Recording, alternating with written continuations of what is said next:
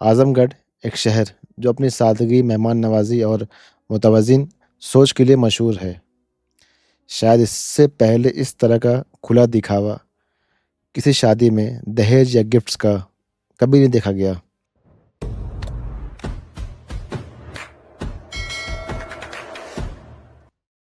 बिस्मिल्लाहिर्रहमानिर्रहीम। अस्सलाम वालेकुम वरहमतुल्लाहि वबरकातुहू। उम्मीद है आप लोग खैरियत से होंगे। कुछ दिन पहले मैंने एक वीडियो बनाई थी शादी के ऊपर। अगर आपने नहीं देखी है तो ज़रूर देखें।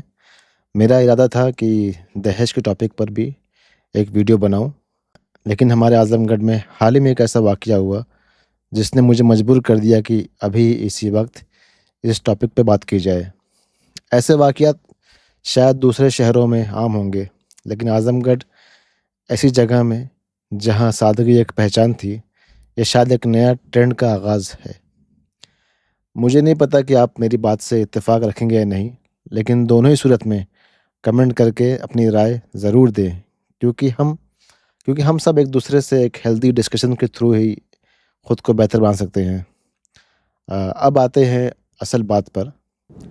हाल ही में आज़मगढ़ में एक शादी हुई और शादी के दिन ही 2 टॉप मॉडल फॉर्च्यूनर गाड़ियाँ दी गईं और कई महँगी चीज़ें भी होंगी, जिससे कुछ लोग दहेज का वर्ड दे रहे हैं और कुछ लोग कह रहे हैं गिफ्ट।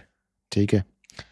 अब ये बात 4 लोगों तक है भी नहीं, क्योंकि इस मोहब्बत को बाकायदा लाइव के थ्रू और वीडियोज़ के थ्रू प्रमोट भी किया गया। मतलब ये बात इस वक़्त पूरी शहर में, पूरे डिस्ट्रिक्ट में दौड़ रही है और अब लोग 2 हिस्सों में बँट चुके हैं। एक तरफ वो हैं जो कहते हैं जो जिस लायक होगा करेगा, उनका पैसा चाहे वो आग लगाएँ या फॉर्च्यूनर दें या कुछ भी करें, हमें और आपको क्या, वो भी सही है। लेकिन दूसरी तरफ कुछ लोग ऐसे भी हैं जो खौफ में हैं। वो कह रहे हैं ये एक गलत मिसाल है, इससे एक नया कल्चर शुरू होगा और आगे दौर में एक शादियों का एक कंपटीशन बन जाएगा।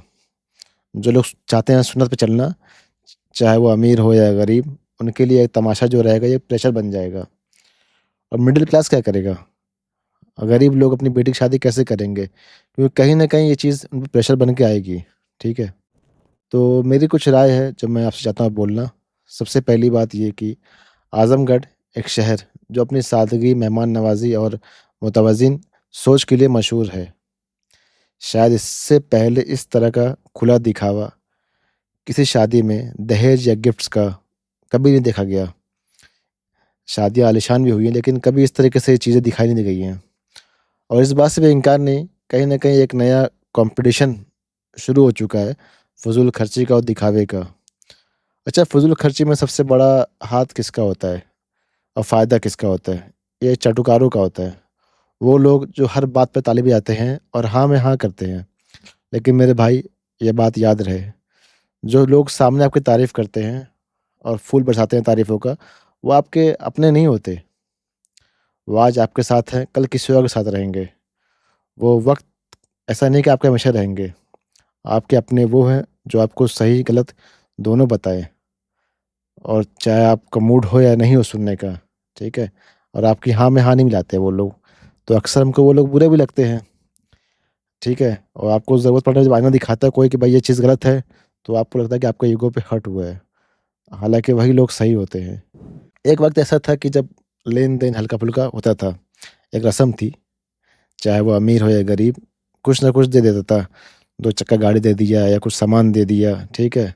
वो भी ऐसे कि जो लेन-देन है कुछ लोग को मालूम होता था, जो घर के लोग या करीबी लोग, और बाकायदा लोग पूछते थे, "अरे भाई, ये गाड़ी शादी वाली है क्या? अब तो बताना नहीं पड़ेगा।"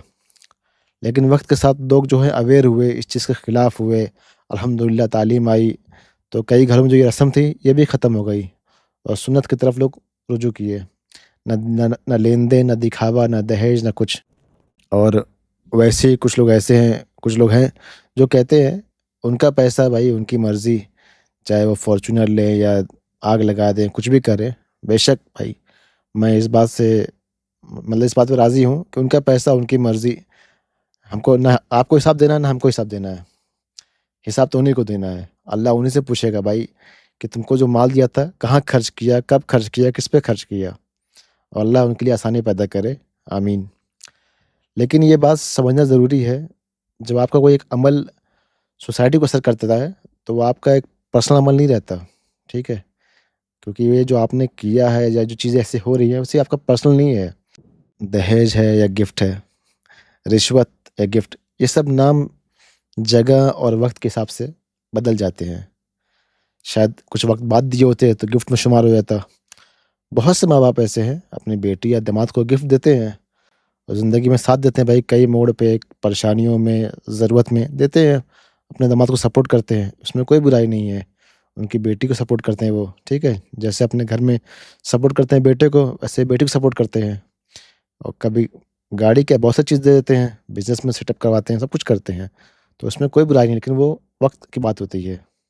लेकिन आप जब एक पर्टिकुलर दिन कि इस दिन मुझे ये करना है, वो भी लिस्ट के साथ, पूरा बाकायदा प्रमोशन के साथ और सबके सामने, तो आप कैसे कह सकते हैं गिफ्ट है ये? और ये गिफ्ट में क्या बरकत होगी जिसमें नुमाइश पूरी हो, ठीक है? ये गिफ्ट नहीं रहता है, एक जो है एक मैसेज जा रहा है सोसाइटी को और कहीं न कहीं ये मैसेज जो है गलत जा रहा है। गिफ्ट असल में क्या होता है? गिफ्ट तो वो होता है जो हम एक-दूसरे को देते हैं और बस लेन-देन वाले को ही मालूम होता है। उसमें रियाकार जिसमें रियाकार का रंग ना हो, जिसकी खबर सिर्फ़ अल्लाह को हो। अक्सर आप देखते होंगे कि भाई 2 मुल्क हैं, आपस में गिफ्ट दे रहे हैं। एक रस्म है वो, मोहब्बत बढ़ती है नहीं बढ़ती, बस एक फ़ॉर्मेलिटी है, दिखावा है, वो लोग कर रहे हैं, ठीक है? और असल में तो जो हदिया है, गिफ्ट है, उससे मोहब्बत बढ़ती है। लेकिन जहाँ रिया है, वहाँ पे मोहब्बत नहीं बढ़ती। वहाँ पे बस आप एक नाम कमाते हैं, चाहे अच्छे में या नेगेटिव में। और गिफ्ट अगर आपने गिफ्ट दिया है, तो इसमें आपको क्लैरिफ़ाई करने की ज़रूरत ही नहीं है कि मैंने एक गिफ्ट दिया है। सबसे अफ़सोस की बात ये है कि जो लोग चाहते हैं निकाह सुन्नती करना, उन पे अब ये जो मिसाल है ना, कहीं न कहीं प्रेशर बन रहेगा। क्योंकि वो भी सोसाइटी में है, तो एक कहीं न कहीं प्रेशर आ जाता है, कितना भी आदमी अवॉइड करे। जो मिडल क्लास लोग हैं, वो क्या करेंगे? जो लोग ऑलरेडी मुश्किल में जी रहे हैं। शादी एक इबादत नहीं रहेगी, एक मुकाबला होती जा रही है। और देखा जाए तो कहीं न कहीं लोग सादगी से निकाह करके एक मिसाल देते थे पहले। बहुत लोग ऐसे हैं कि जो एक उनके निकाह एक मिसाल थी। उनके इखलास ने दूसरों को भी मतलब सुन्नत की तरफ खींचा। लोग कहते हैं ना कि भाई फलाने ने सिर्फ़ 2 चाय और खजूर पे निकाह कर लिया मस्जिद में, तो उसको देख के जो बाकी लोग हैं, वो भी मतलब वो मोटिवेट होते थे और अल्लाह ने उनके घर में बरकत भी दी। उनकी मिसाल ने मतलब बहुतों को सबक दिया और कई लोगों ने उसकी नकल की। ना दिखावा, ना दहेज, सिर्फ़ रिश्ता है और रहमत रहती है। अब लेकिन जब ये चीज़ आई है दिखावे वाला, तो ये भी कहीं न कहीं बहुत लोग फ़ॉलो करेंगे। तो आपने कहीं न कहीं एक गलत ट्रेंड शुरू कर दिया है। आप इसको माने या ना माने। लेकिन जैसे-जैसे ये आलीशान शादियाँ वायरल हो रही है ना, एक नया कॉम्पिटिशन शुरू हो चुका है। एक दौड़ शादियों का कि मेरी शादी सबसे आलीशान है। अब इसमें ना रूहानियत है, ना ही सुन्नत है।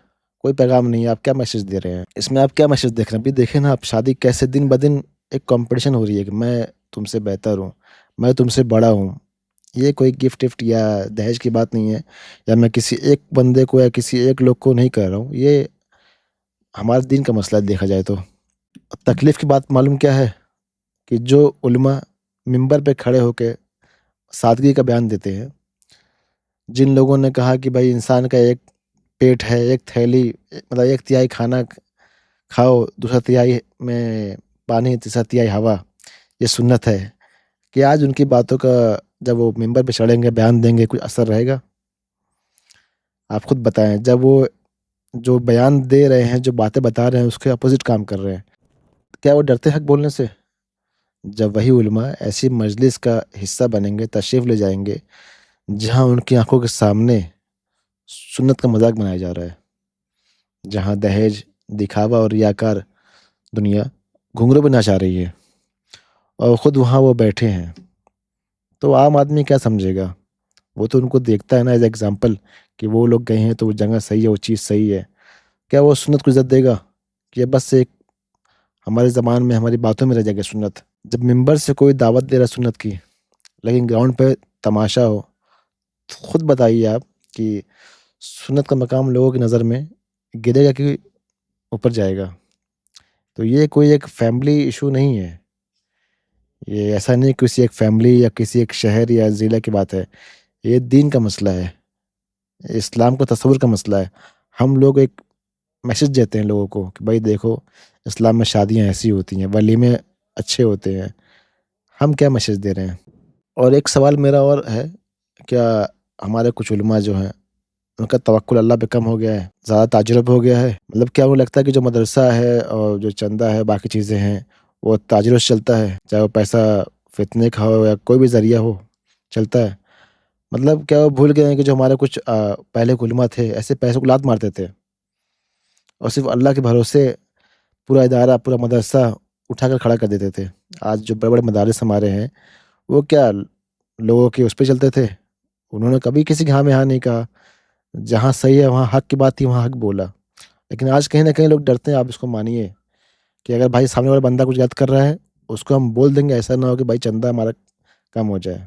तो कहीं न कहीं एक डर है, कहीं न कहीं एक वो है कि मैंने खुद बहुत लोग को सामने से बोला, ऐसा नहीं, मैं सामने से बोला हूँ कि आप जो गलत देख रहे हैं उनको बोलिए ना आपके सामने, लेकिन आप क्यों डरते हैं बोलने से?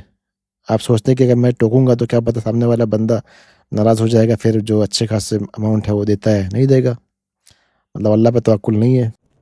और आखिर में मैं ना किसी पर हुक्म लगाता हूँ, ना किसी की नीयत पे शक कर रहा हूँ, ठीक है? हर घर के अपने हाल हैं, हर माँ-बाप अपनी बेटी के लिए बेहतरीन चाहते हैं, लेकिन कभी-कभी बेहतरीन चाहते-चाहते हम बेहतरीन सुन्नत से दूर हो जा रहे हैं। इस्लाम हमें इखलास सिखाता है, इस्लाम हमें रुख़्सत भी देता है। शादी एक इबादत है, एक मुकाबला नहीं। रसूलुल्लाह सल्लल्लाहु अलैहि वसल्लम ने फरमाया कि सबसे बरकत वाला वो निकाह है जिसमें खर्चा कम हो। तो बस ये क्या, हम बस सुन्नत मस्जिदों में सुन लें या यहाँ पढ़ लें बस। तो आइए, मतलब अपने घरों को बरकत से भरिए और बेटियों की शादी को आसान बनाइए और सबसे बढ़कर मज़हब को रास्ता अपनाइए, जो सुन्नत का रास्ता है। और हाँ, हम अपनी गलतियों पर, मतलब अपनी जो गल हम अपनी गलतियों पे एक-दूसरे की टाँग खींचने वाले ना बने, बल्कि हो सके तो सामने से जाके इस्लाह करें और चुपके से एक-दूसरे के लिए दुआ भी करें, ठीक है? अगर मेरी बात कोई भी ख़राब लगी हो आपको, तो वो मेरी अपनी समझ की कमी है। लेकिन अगर कोई मेरी बात सच लगी हो, अच्छी लगी हो, तो सिर्फ़ वो अल्लाह की तरफ से है। अपना ख़्याल रखिए और दुआ करिए कि हमारी शादियाँ मिसालें बन जाएँ, लोगों के लिए भी और आखिरत के लिए भी।